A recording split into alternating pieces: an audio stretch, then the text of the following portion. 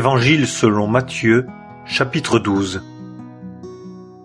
En ce temps-là, Jésus allait par les blés un jour de sabbat, et ses disciples avaient faim, et se mirent à arracher des épis et à manger.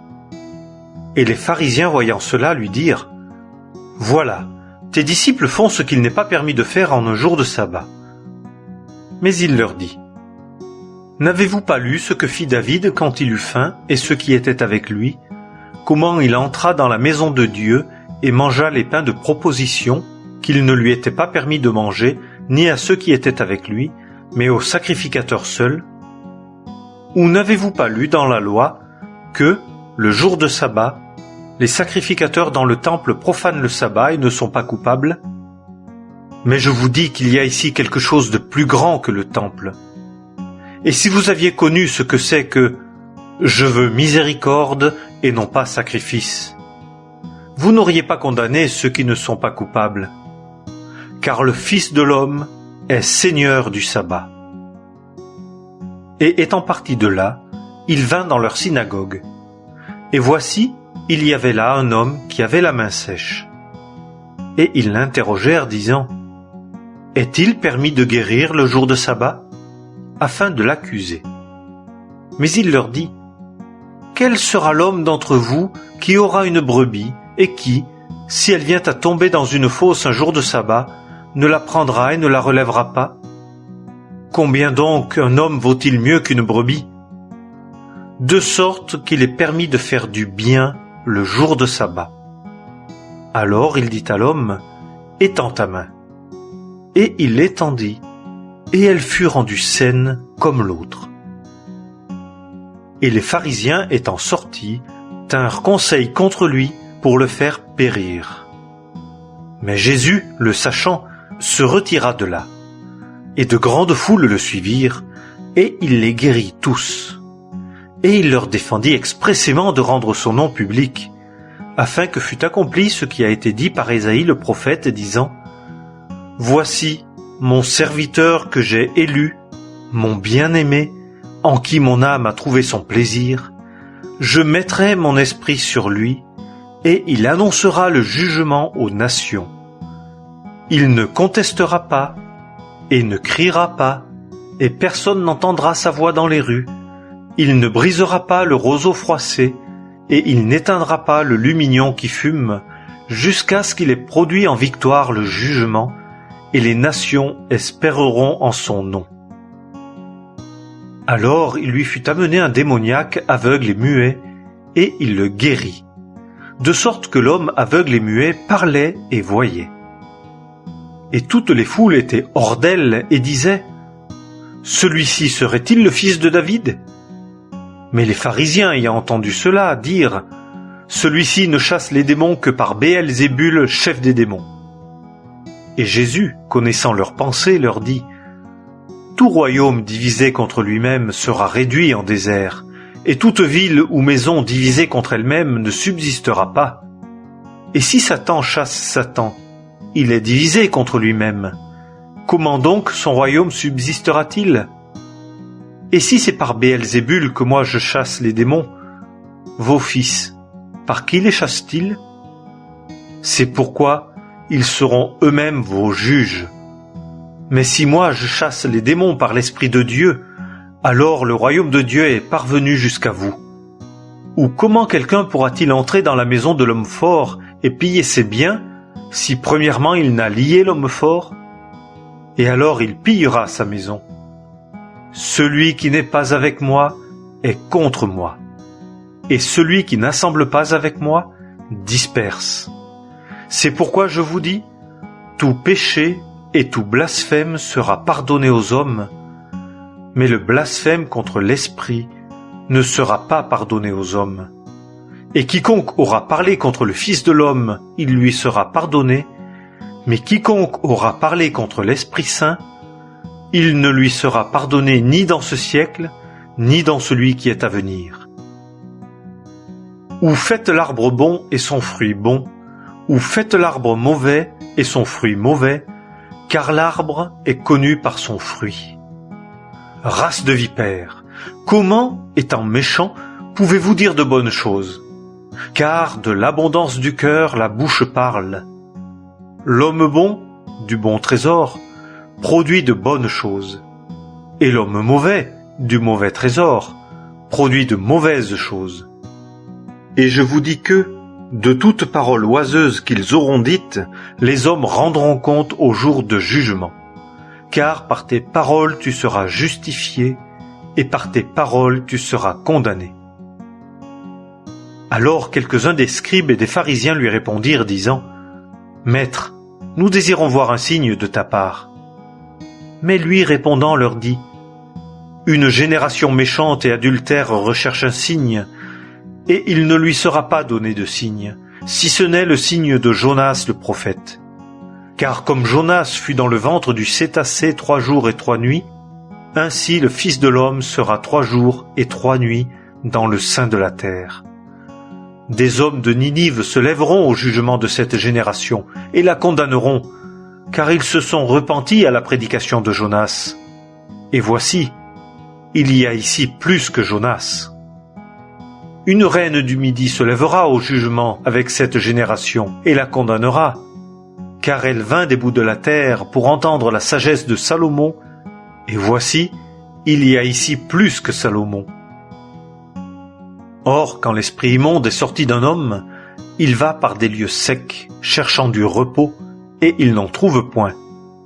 Alors il dit, « Je retournerai dans ma maison d'où je suis sorti. » Et y étant venu, il la trouve vide, balayée et ornée.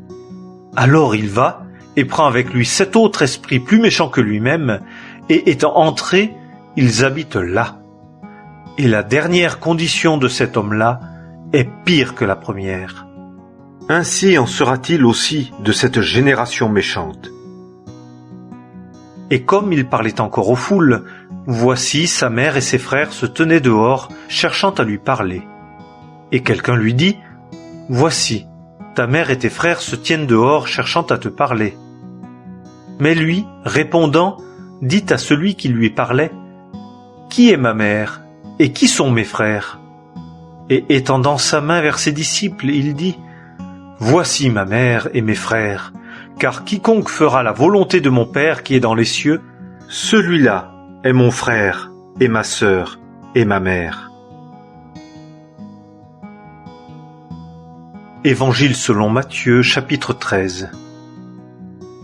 Et en ce jour-là, Jésus, étant sorti de la maison, s'assit près de la mer. Et de grandes foules étaient rassemblées auprès de lui, de sorte que montant dans une nacelle, il s'assit. Et toute la foule se tenait sur le rivage. Et il leur dit beaucoup de choses par des paraboles, disant, « Voici un semeur sorti pour semer. Et comme il semait, quelques grains tombèrent le long du chemin, et les oiseaux vinrent et les dévorèrent. Et d'autres tombèrent sur les endroits rocailleux, où il n'avait pas beaucoup de terre, et aussitôt ils levèrent parce qu'ils n'avaient pas une terre profonde, et le soleil s'étant levé, ils furent brûlés, et parce qu'ils n'avaient pas de racines, ils séchèrent. Et d'autres tombèrent entre les épines, et les épines montèrent et les étouffèrent. Et d'autres tombèrent sur une bonne terre, et produisirent du fruit, l'un 100, l'autre 60, l'autre 30. Qui a des oreilles pour entendre, qu'il entende. Et les disciples s'approchant lui dirent, « Pourquoi leur parles-tu en parabole ?» Et lui répondant leur dit, « C'est parce qu'à vous il est donné de connaître les mystères du royaume des cieux, mais à eux il n'est pas donné. Car à quiconque a, il sera donné, et il sera dans l'abondance, mais à quiconque n'a pas, cela même qu'il a sera ôté. C'est pourquoi je leur parle en parabole, parce que voyant, ils ne voient pas, et qu'entendant, ils n'entendent ni ne comprennent. Et par eux s'accomplit la prophétie d'Ésaïe qui dit, « En entendant, vous entendrez et vous ne comprendrez point, et en voyant, vous verrez et vous n'apercevrez point. Car le cœur de ce peuple s'est épaissi, et ils ont ouï dur de leurs oreilles, et ils ont fermé leurs yeux de peur qu'ils ne voient des yeux, et qu'ils n'entendent des oreilles, et qu'ils ne comprennent du cœur, et qu'ils ne se convertissent, et que je ne les guérisse. Mais bienheureux sont vos yeux car ils voient, et vos oreilles car elles entendent. Car en vérité je vous dis que plusieurs prophètes et plusieurs justes ont désiré de voir les choses que vous voyez, et ils ne les ont pas vues, et d'entendre les choses que vous entendez, et ils ne les ont pas entendues. Vous donc écoutez la parabole du semeur. Toutes les fois que quelqu'un entend la parole du royaume et ne la comprend pas, le méchant vient et ravit ce qui est semé dans son cœur. C'est là celui qui a été semé le long du chemin. Et celui qui a été semé sur les endroits rocailleux, c'est celui qui entend la parole et qui la reçoit aussitôt avec joie. Mais il n'a pas de racine en lui-même, mais n'est que pour un temps. Et quand la tribulation ou la persécution survient à cause de la parole, il est aussitôt scandalisé. Et celui qui a été semé dans les épines, c'est celui qui entend la parole, et les soucis de ce siècle et la tromperie des richesses étouffent la parole, et il est sans fruit. Et celui qui a été semé sur la bonne terre, c'est celui qui entend et comprend la parole, qui aussi porte du fruit, et produit l'un 100, l'autre 60 et l'autre 30. Il leur proposa une autre parabole, disant : Le royaume des cieux a été fait semblable à un homme qui semait de bonnes semences dans son champ, mais pendant que les hommes dormaient, son ennemi vint et sema de l'ivraie parmi le froment, et s'en alla. Et lorsque la tige monta et produisit du fruit, alors l'ivraie aussi parut. Et les esclaves du maître de la maison s'approchant lui dirent : Seigneur, n'as-tu pas semé de bonnes semences dans ton champ ? D'où vient donc qu'il a l'ivraie ? Et il leur dit : Un ennemi a fait cela. Et les esclaves lui dirent : Veux-tu que nous allions et que nous la cueillions ? Et il dit : Non, de peur qu'en cueillant l'ivraie, vous ne déraciniez le froment avec elle. Laissez-les croître tous deux ensemble jusqu'à la moisson. Et au temps de la moisson, je dirai aux moissonneurs : Cueillez premièrement l'ivraie et liez-la en botte pour la brûler, mais assemblez le froment dans mon grenier. Il leur proposa une autre parabole, disant : Le royaume des cieux est semblable à un grain de moutarde qu'un homme prit et sema dans son champ, lequel est, il est vrai, plus petit que toutes les semences, mais quand il a pris sa croissance, il est plus grand que les herbes et devient un arbre, de sorte que les oiseaux du ciel viennent et demeurent dans ses branches. Il leur dit une autre parabole : Le royaume des cieux est semblable à du levain qu'une femme prit et qu'elle cacha parmi 3 mesures de farine, jusqu'à ce que tout fût levé. Jésus dit toutes ces choses aux foules en paraboles, et sans parabole, il ne leur disait rien, en sorte que fut accompli ce qui a été dit par le prophète, disant : J'ouvrirai ma bouche en parabole, je proférerai des choses qui ont été cachées dès la fondation du monde. Alors, ayant congédié les foules, il entra dans la maison. Et ses disciples vinrent à lui, disant : Expose-nous la parabole de l'ivraie du champ. Et lui répondant leur dit : Celui qui sème la bonne semence, c'est le Fils de l'homme. Et le champ, c'est le monde. Et la bonne semence, ce sont les fils du royaume. Et l'ivraie, ce sont les fils du méchant. Et l'ennemi qui l'a semé, c'est le diable. Et la moisson, c'est la consommation du siècle. Et les moissonneurs sont des anges. Comme donc l'ivraie est cueillie et brûlée au feu, il en sera de même à la consommation du siècle.